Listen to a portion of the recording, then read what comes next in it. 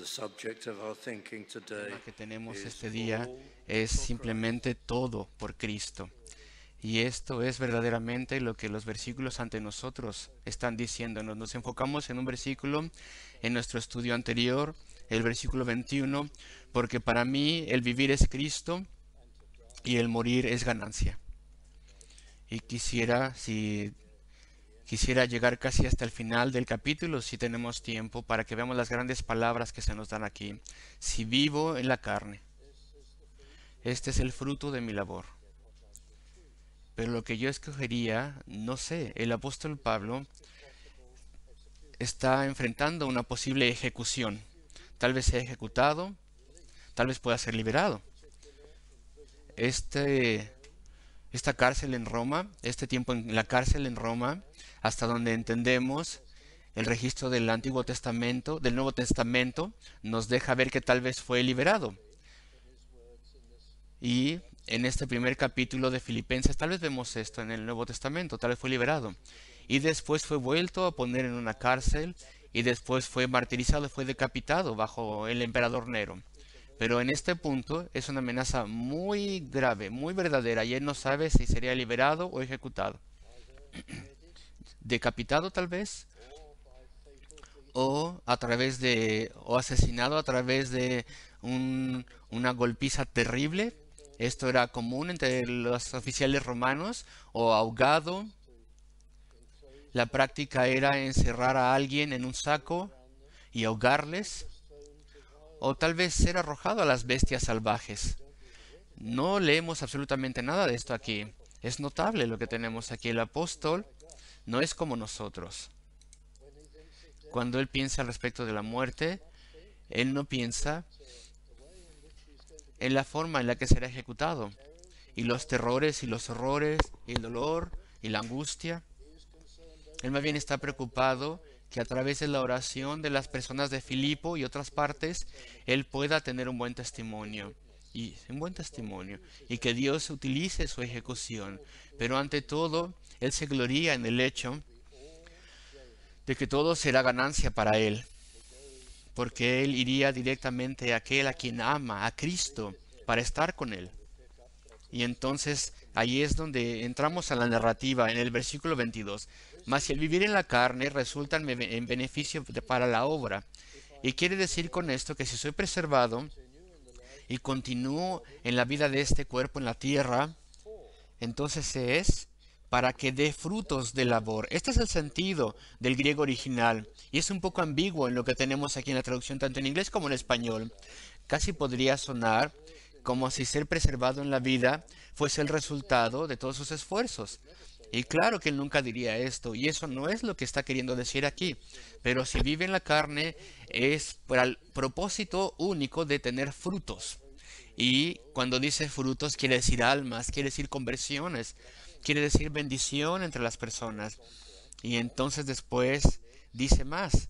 Pero si vive, entonces puede estabilizarse y enseñar y traer bendición y gozo y avance al pueblo. Si pudiésemos ser más como Él. Cuando pensamos al respecto de la vida y la muerte, las dificultades, las durezas de la vida, ojalá que pudiéramos ver más allá del dolor y las cosas físicas, y pudiéramos ver lo que está haciendo Dios y cómo Dios nos está preparando y usándonos, y el testimonio que tenemos que tener a través de estas cosas. Y si morimos, bueno, pues en última instancia nuestra situación será mucho mejor. Estaremos con Cristo, y si vivimos, bueno, pues entonces habremos sido preservados para que podamos ser fructíferos y útiles y podamos agradar a Cristo.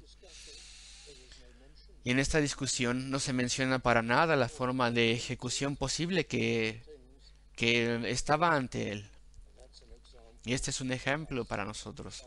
Si vivo en la carne, tenemos que insertar en nuestras mentes, tiene que ser para los frutos de la labor. Y lo que yo escojo, no lo sé. Hipotéticamente, si el apóstol tuviese la elección, y no nos está diciendo que él puede escoger, claro que no, porque a medida que continúa hablando, es claro que no es el caso que tenga la opción, pero si la tuviese, esta es una forma hipotética de hablar, Si él tuviese la opción, no sabría qué escoger, estar con Cristo, lo cual es mucho mejor, o avanzar en el servicio del pueblo de Dios. Bueno, él siente que todavía hay mucho que tiene que hacerse y hay una gran necesidad. Sin embargo, tiene cierto grado de elección, supongo, porque entonces, ¿qué es lo que tiene que poner en oración? ¿Que el Señor me preserve o que el Señor me lleve a casa con Él para estar con Cristo? Bueno, incluso en ese punto, Él ora que de cualquier forma Dios pueda ser glorificado y que toda la alabanza y el honor sea para Él y sea dado para su gloria, tan solo de Dios. Entonces, versículo 22. Mas si el vivir en la carne resulta para mí en beneficio de la obra, no sé entonces qué escoger. Versículo 23, porque de ambas cosas estoy puesto en estrecho. Y frecuentemente se dice que esta expresión viene a Pablo por su cautiverio. Tal vez él tiene cadenas en una muñeca, encadenado a un soldado romano, y del otro lado está encadenado a otro soldado romano en cada una de sus muñecas. Así que él tiene que escoger cómo vivir, por así decirlo, entre dos fuerzas. No sugiero que estas fuerzas le tiren a diferentes direcciones, pero lo que él está diciendo es como que sugiere estas cosas. Estoy puesto en estrecho. Pero en forma espiritual, él está entre dos opciones, deseando partir y estar con Cristo, que es mucho mejor, o la otra opción espiritual es continuar y servir el pueblo de Filipos y a los cristianos en todo lugar. Estoy en estrecho ante dos cosas, teniendo un deseo, y esta palabra deseo es una palabra muy poderosa en el griego. Puede ser utilizado en un buen sentido o en un mal sentido. En un mal sentido, para que tengan una idea del poder de esta palabra, se traduce como lujuria, concupiscencia. Y en un buen sentido significa un anhelo profundo, pero es una palabra fuerte. Ya sea un buen sentido o un mal, es una palabra fuerte, un deseo fuerte, un anhelo que tenía el apóstol de partir. ¿Y por qué quería partir? Bueno, legítimamente podríamos pensar en todo tipo de ganancias que representaría estar en Cristo en el cielo, estar en el paraíso de Cristo, esperando el regreso de Cristo, esperando el tiempo en el que recibiremos cuerpos glorificados, esperando el tiempo en que la tierra sea glorificada y posiblemente expandida y rejuvenecida y unida con el cielo y hecha maravillosa para que el pueblo de Dios la pueda ocupar. A través de toda la eternidad los redimidos de Dios estarán ahí. Queridos amigos, podemos pensar estas cosas y estábamos hablando de estas posibilidades en el estudio anterior. Estar en conversación con aquellos héroes de la fe y los patriarcas y los apóstoles y creyentes de todas las épocas, mártires, instrumentos de avivamiento, reformadores, estar en ese lugar glorioso y feliz. Y aún así, cuando el apóstol tan solo menciona una cosa, no menciona nada de esto. Menciona lo único que está por sobre todas las otras cosas, teniendo un deseo de partir, versículo 23, y estar con Cristo, lo cual es muchísimo mejor. Estar con Cristo. Y lo repite de otra forma, este mismo pensamiento, a medida que avanza el pasaje. Queridos amigos, el apóstol anhelaba estar con Cristo, su Señor, su Salvador. El problema con nosotros es que nuestro amor se enfría y fácilmente podemos perder nuestro primer amor. Y creyentes no siempre pueden decir, estoy anhelando estar con Cristo, anhelo estar ahí.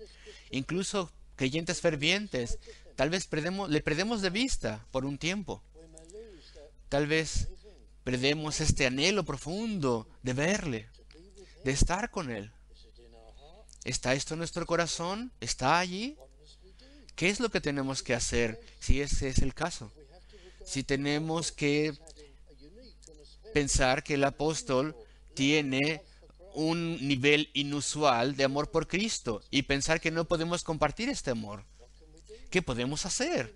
Bueno, pues tenemos que reavivar nuestro amor por Él. Hubo un momento Hubo un momento en el cual viniste a Cristo y sentías tu amor por Él y tenías en esa infancia espiritual como un hijo de Dios, tenías una vista de Él, por así decirlo. No literalmente, claro que no, pero en tu mente te dabas cuenta de su maravilla y su bondad, que no había nadie que pudiese compararse con tu Salvador, Señor Jesucristo, y de vez en cuando a través de la vida cristiana lo experimentas otra vez, que pudieses mantener esto y aferrarte a este amor por Cristo, ese deseo por Él.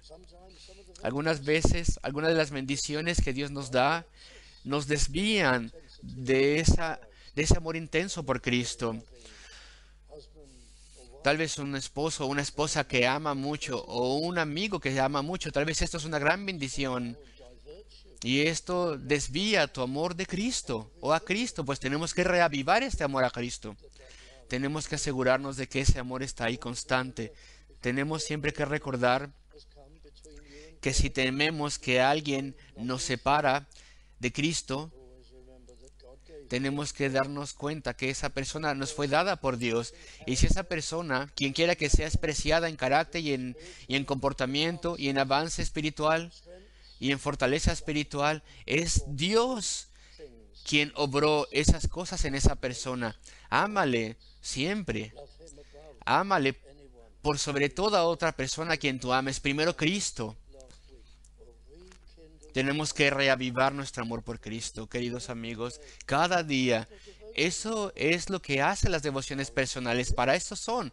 En público tenemos que dirigir nuestras oraciones al Padre.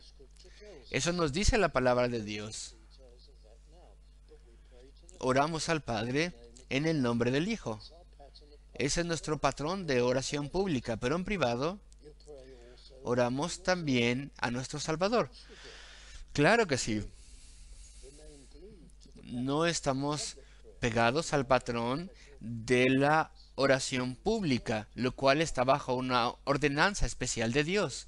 Cuando oramos en privado, tal como cuando cantamos himnos, frecuentemente nos dirigimos directamente a Cristo, y eso es preciadísimo, y eso es muy importante. Y claro que cuando nos dirigimos al Padre, estamos también dirigiéndonos a Cristo, claro. Pero cuando nos dirigimos a Él en específico, podemos darle gracias por lo que Él ha hecho. Tenemos que buscarle a Él para buscar confort, de modo que le acreditemos y le valoremos más y más. Queridos amigos, hay que utilizar los himnarios. Hay que utilizar este gran almacén de alabanza y amor a Cristo para avivar nuestros sentimientos y pensamientos. Tenemos que reflexionar más y más. Tenemos que reflexionar. La reflexión es la víctima de este mundo tan ocupado en el cual vivimos. Ya no estamos detrás del arado, con tiempo para meditar y reflexionar. Ya no hacemos cosas que nos dan esa oportunidad. El centro de una ciudad, estamos aquí, con todos los medios electrónicos, y hay cosas que nos bombardean en todo momento. Y te pregunto, ¿esto ha apartado la meditación y la reflexión de tu vida? Te pregunto, ¿pasas tiempo meditando porque Cristo es tan valioso para ti? Repasando las grandes cosas de la fe, gozándote en ellas, meditando en las cosas de la fe. Eso es vital para que podamos reavivar nuestro amor por Él. Y también lo mismo es en el amor humano.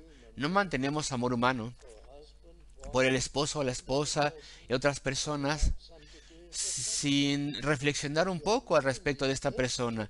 Si nuestra mente está vacía y no tenemos ninguna apreciación por esa persona, pues el amor es erradicado, inevitablemente. Y lo mismo pasa con Cristo.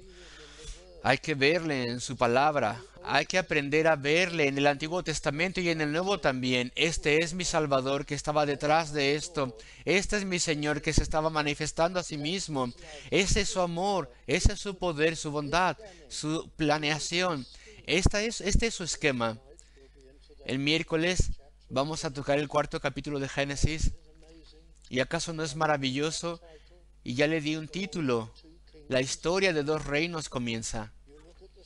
Y vemos a las Escrituras y vemos la maravilla de estas cosas. Génesis 3, versículo 15, lo cual predice la gran guerra que habría entre la simiente de la mujer y el pueblo de Satanás. Y en el siguiente capítulo la profecía sucede ya, comienza a suceder. Ahí está ya el antagonismo de Caín en contra de Abel. Y vemos ahí la ilustración puesta ante nosotros, los dos reinos, el reino de Cristo y el reino del enemigo de las almas, que es la historia de la Biblia, el cable que corre de principio a fin, el principio que organiza la Biblia. ¿Tú sabes cómo están estas cosas allí? Tal vez no vienes al estudio bíblico, tal vez no vienes, queridos amigos, pero cuando vemos estas cosas y la profundidad y la maravilla de todo esto, decimos, mi Señor escribió eso. Este es su forma de explicarnos la realidad y la condición de la raza humana. Y vemos estas cosas maravillosas y cómo todo se interconecta y cómo un pasaje complementa al siguiente y da luz al siguiente.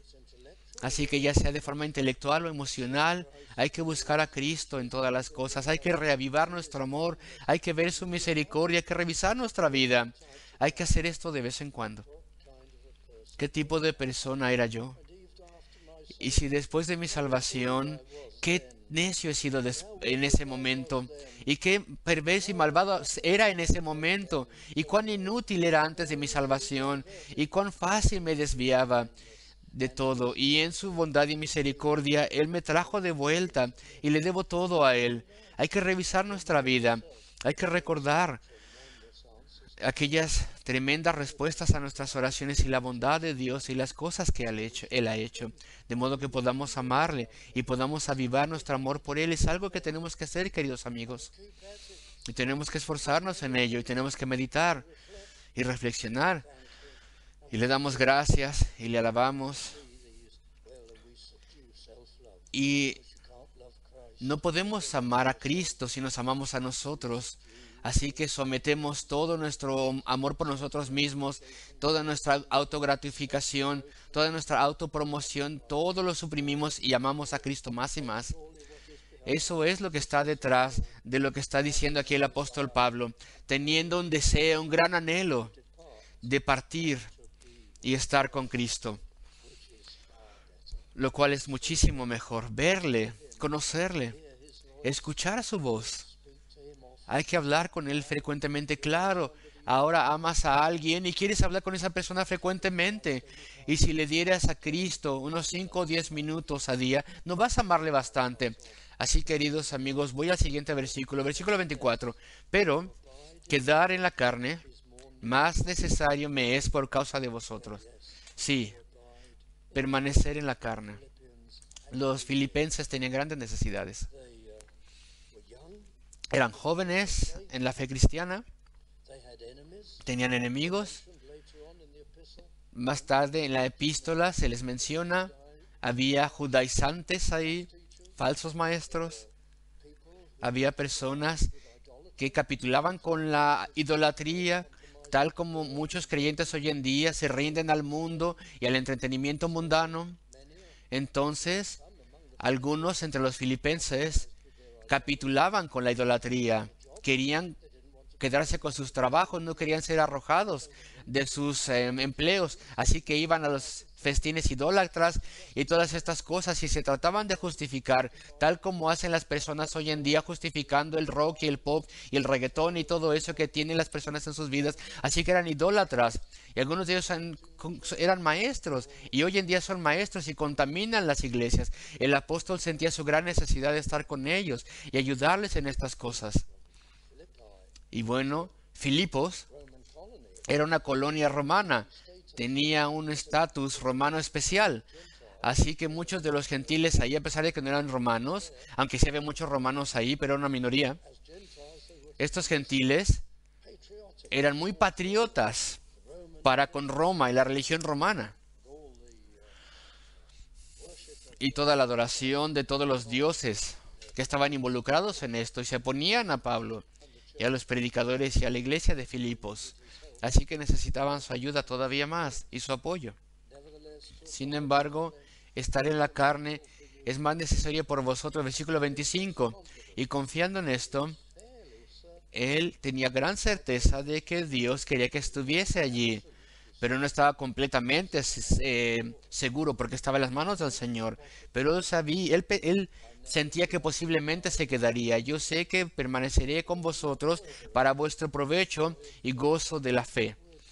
Esta palabra provecho es una palabra especial. Habla al respecto de tener progreso, avance. El cristiano siempre tiene que estar avanzando. Y te pregunto, ¿estás avanzando? ¿Estamos avanzando? ¿O estás quedándote en el mismo nivel? ¿Estás aprendiendo más y más al respecto del Señor? ¿Hay un proceso de santificación en tu vida? Te pregunto. Pecados que son derrotados, virtudes cristianas, gozo, paz, gentileza, fe, ¿todo esto se produce más y más en tu vida? ¿Hay avance, hay progreso? ¿Eres más espiritual? ¿Estás viendo las cosas más espiritualmente? ¿Estás orando más? ¿Estás siendo capaz más y más de tomar cargas y golpes de la vida y poder atravesarles con la ayuda del Señor? ¿Estás teniendo más servicio, más fruto para el Señor? ¿Eres más eficiente en oración en tu ministerio de intercesión y hay personas que vienen al Señor por ti? ¿Eres más estable en la fe cristiana? Los ataques de Satanás tienen menos y menos efecto en ti. Así que todos necesitamos preguntarnos, ¿estoy avanzando y progresando? Y el apóstol anhela verles avanzando. No tan solo de esa forma, sino para el final del versículo 25, para vuestro provecho y gozo de la fe. ¿Tu fe te está haciendo una persona más feliz? El apóstol Pablo tenía muchas cosas que podríamos esperar que le podría dar gran consternación y dolor. Él tenía una responsabilidad personal por todas las iglesias. Él sentía esta responsabilidad y recibía noticias de esta y esta otra iglesia. Y había buenas cosas y malas. Había desengaños. Y si tan solo él pudiese llegar a esos lugares, y al que no era un hombre anciano cuando escribió esta carta, todavía no tenía ni 60, pero para los estándares de hoy en día, podríamos decir se veía como un hombre de 80, porque era un hombre cansado y enfermo. Y humanamente, él no podía llegar a esos lugares y pastorear ahí. Él tenía gran preocupación y él era atacado una y otra vez. Y perseguido. Y aún así él era un hombre feliz. Él tenía gozo en su fe. No que él tuviese la habilidad de que de alguna forma olvidase todas sus preocupaciones y sus problemas. Él no era una persona extraña que puede elevarse y hacerse indiferente a las realidades difíciles de su vida y vivir en una burbuja propia donde todo es color de rosa y un gozo creado en su mente. No, el apóstol Pablo sabía cómo evaluar una cosa con la otra y compararlas y qué cosas tomar seriamente y preocuparse por las cosas duras y al mismo tiempo tener en una perspectiva adecuada a su Señor y a su Salvador y el poder de Dios y las bendiciones y todo lo que estaba ante él, todo lo que puede ser logrado por Cristo. Así que él podía mantener el gozo de su salvación y sin, sin ninguna hipocresía, él podía alentarnos a gozarnos cada vez más y a gozarnos constantemente, queridos amigos. Eso es lo que tenemos que hacer. Hay que aprender a evaluar las cosas, hay que sopesar las cosas adecuadamente, hay que mantener en mente el poder de Dios y la bondad de Dios y las cosas por las cuales podemos agradecer al Señor y las bendiciones y las maravillas que nos son dadas por Dios. Ese es el versículo 25. Sé que quedaré y aún permaneceré con todos vosotros para vuestro provecho y gozo de la fe. Y el estoy confiado no es tan certero como suena, porque otros versículos indican que esta es una esperanza más que una certeza que él tuviese. Versículo 26. Para que abunde vuestra gloria de mí en Cristo Jesús por mi presencia otra vez entre vosotros. Eso es un versículo difícil. Y voy a parafrasearlo un poquito, porque la forma en la que tenemos que traducirlo, siguiendo el orden del griego no nos da un buen sentido, ni en inglés ni en español. El sentido es el siguiente: que vuestro gozo sea amor abundante, que tengan gran gozo en Cristo. En Cristo Jesús tendrán gran gozo y daréis alabanza y gratitud a Cristo por lo que Él ha hecho por mí. Ese es verdaderamente el sentido del versículo. Y este es un principio importante aquí. Hay un principio importante aquí en Cristo Jesús. Nos gozamos por las bendiciones porque Cristo nos las ha dado. No vemos el instrumento, sino vemos a Cristo. Por ejemplo, un pastor predica un mensaje, por ejemplo, y 20 personas vienen a Cristo. 20 personas son salvadas, son salvas. No decimos, nunca diríamos, jamás tendríamos que decir, y está mal decir, qué maravilloso pastor, qué maravilloso predicador, por su habilidad, por su predicación, a través de su predicación inusual y a través de su forma única, 20 personas vinieron a Cristo. Más bien damos gracias a Cristo por salvar a las personas y utilizar a ese hombre. Podría haber utilizado a cualquier otro hombre. Podría haber utilizado cualquiera de sus instrumentos. Damos la gloria a Cristo, no al instrumento. Y este es el sentido del versículo: que vuestro gozo pueda ser más abundante, un gozo inexpresable en Cristo y para con Cristo por el hecho de que yo esté entre vosotros. Pablo el apóstol, él estaba en prisión, él estaba condenado. Ya llevaba ahí 4 años, 2 años en Cesarea y 2 años en Roma. Y ahora es librado, soltado. Tan solo Cristo podría haber hecho eso, decimos. Eso es lo que tenemos que entender de este versículo. Pablo no puede salvar ningún alma. El pastor no puede salvar ningún alma. El predicador no puede regenerar el corazón. El predicador no puede inclinar la voluntad. Él tan solo fielmente puede declarar el Evangelio. Y Dios a través del Espíritu Santo hace todas las cosas, no el pastor. De modo que toda la gloria y todo el gozo es para con Dios, por su poder, por el poder de Cristo, por el poder de Cristo el apóstol fue liberado. Por el poder de Cristo el apóstol estaba sirviendo otra vez y teniendo frutos. Y todo es debido a Cristo. Ese es el sentido del versículo 26. Versículo 27. Solamente que os comportéis como es digno del Evangelio de Cristo. Y este es un versículo muy importante y lleno de riquezas. Cualquier cosa que me pase a mí, parece que dice el apóstol, cualquier cosa que me pase, que vuestro comportamiento, literalmente vuestra ciudadanía, sea como es digno del Evangelio de Cristo. Es apropiado que una persona que salva, que crea el Evangelio. Cualquier cosa que le pase al apóstol Pablo, cualquier cosa que suceda, asegúrate que vuestras conversaciones, es la palabra aquí, vuestro comportamiento o conversación.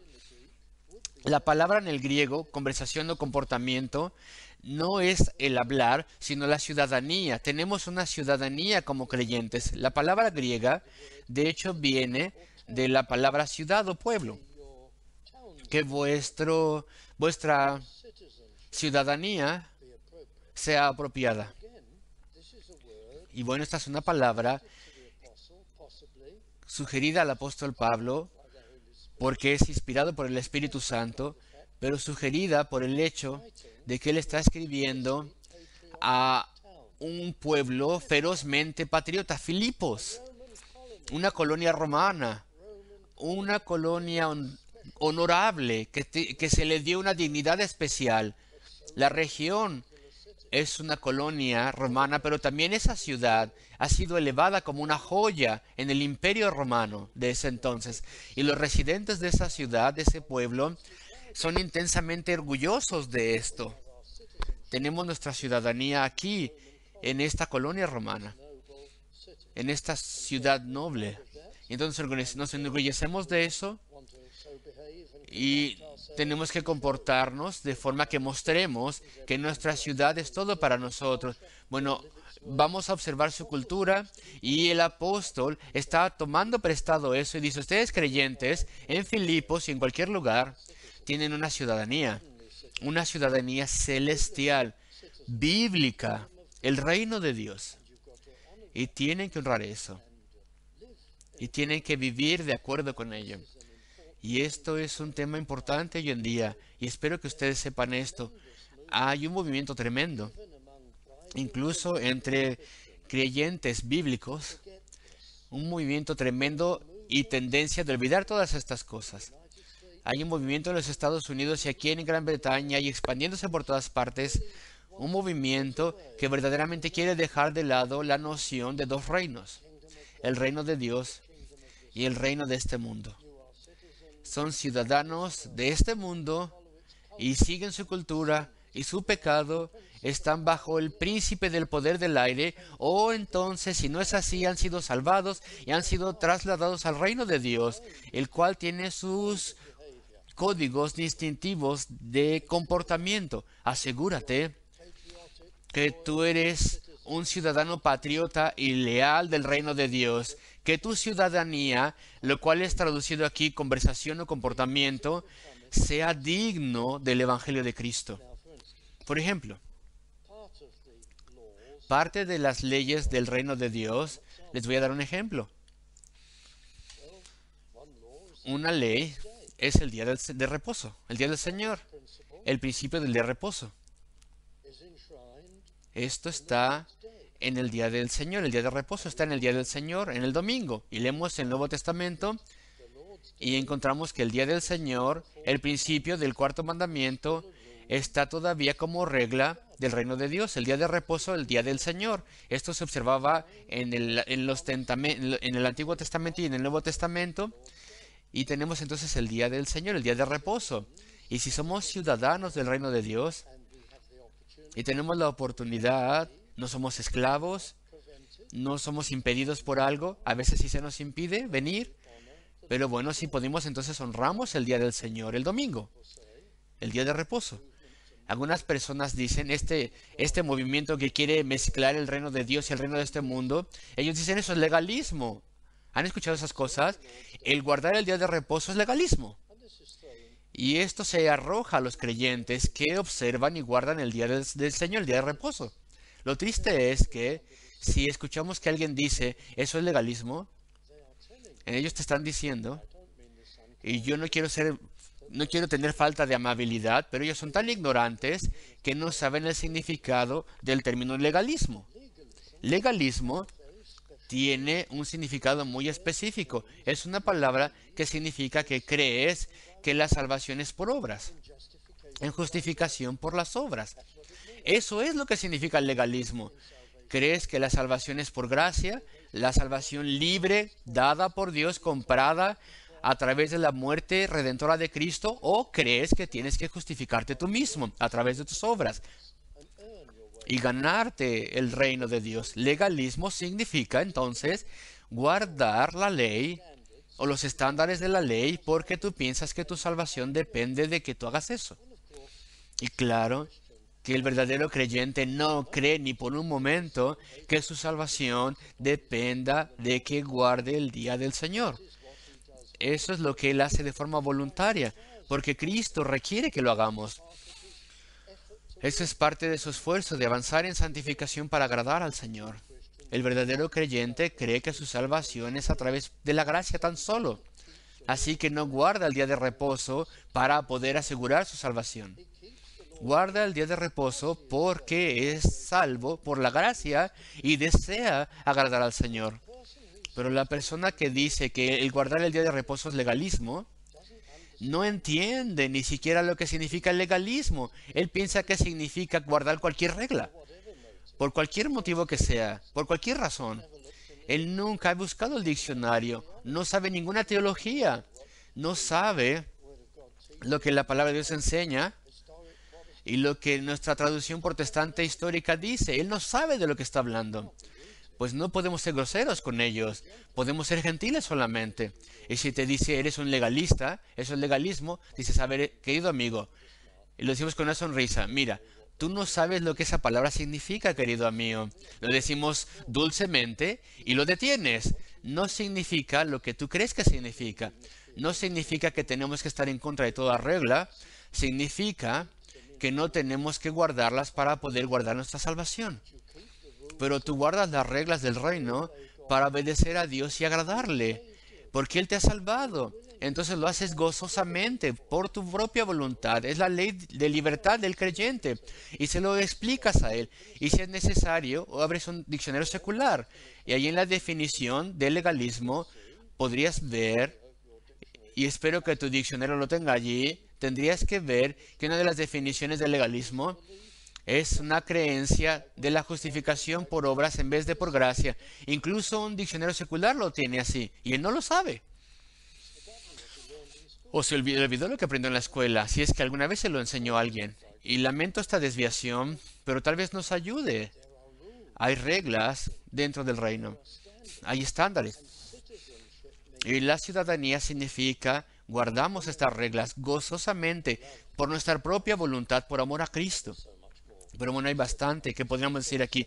Versículo 27, solamente que os comportéis vuestra ciudadanía sea como es digno del Evangelio de Cristo, para que o sea que vaya a veros o esté ausente, oiga de vosotros que estáis firmes en un mismo espíritu, combatiendo unánimes. Aquí hay un aspecto de la ciudadanía. Incluye el día del Señor y muchas otras cosas, el día de reposo, pero para que estéis firmes en un mismo espíritu, con una sola mente, combatiendo unánimes por la fe del Evangelio, para que obréis juntos por el Evangelio, para que luchéis, estad firmes en un espíritu. Hay iglesias donde tal vez unas cuantas personas luchan por el Evangelio y las otras personas de la iglesia son pasajeros, observan solamente, son espectadores y no ponen su mano en el arado. Bueno, la exhortación del apóstol es que vosotros, esto implica vosotros, todos vosotros, estéis firmes en un mismo espíritu. Y de hecho es una palabra griega que se traduce, estad firmes en un mismo espíritu. Una sola palabra. Y que estéis firmes con una mente, combatiendo unánimes por la fe del Evangelio. Y vean la posición que tenía en versículo 28. Y en nada intimidados por los que se oponen. Nosotros no tenemos tanta oposición hoy en día. No estamos aterrorizados. Todos tendrían que estar dándose por completo al Señor. Era una posición muy, muy mala en Filipos. Una oposición que podía aterrorizarles. No estén intimidados, dice el apóstol. Confíen en el Señor. Pero bueno, me apuro. Vean la segunda parte del versículo 28. Esto es algo que nunca me habría imaginado. Con un razonamiento humano, alguien jamás hubiese imaginado que el apóstol hubiera dicho esto. Y es una verdad muy importante. Mas para vosotros de salvación y esto de Dios, y para ellos es una muestra de perdición de su juicio, y para vosotros de vuestra salvación de Dios. Entonces, bajo inspiración, el apóstol está diciendo que para ellos es indicio de perdición. Y el apóstol dice que si pueden evitar ser intimidados por vuestros enemigos y predicar y avanzar sin tener nada que ver con idolatría y todo ese tipo de cosas, si puedes avanzar con tu estándar firme, ese estándar tuyo será un indicio, una prueba, un símbolo para ellos de que están bajo juicio. Sí, claro, ¿de verdad? No lo hubiera esperado esto, ¿o tú sí? Que si soy perseguido, tal vez en donde trabajas, tal vez en tu familia, el hecho de que pueda tener calma y no sea y pueda persistir con mi testimonio sin importar lo que me cueste, eso significa que ellos se van a sentir condenados por eso, que esto prueba que yo estoy bien y ellos están mal y que ellos están bajo el juicio de Dios. Ellos no lo muestran. Ellos no me muestran esto para nada, de que mi persistencia calmada les hace sentir bajo juicio. Pero el apóstol dice que es así. Tal vez no lo muestren, pero están sintiéndolo. ¿Y cómo? ¿Y de dónde viene esto? Y la respuesta está al final del versículo. Y esto de Dios. No podemos pensarlo tal vez, no lo pensaríamos, pero si estás ahí firme y calmado y continúas con tu testificación, puedes tener certeza de que Dios, a través de medios supernaturales, hará que la persona tenga conciencia en lo profundo de que tú estás bien y de que ellos están arriesgándose al juicio eterno al oponerse a ti.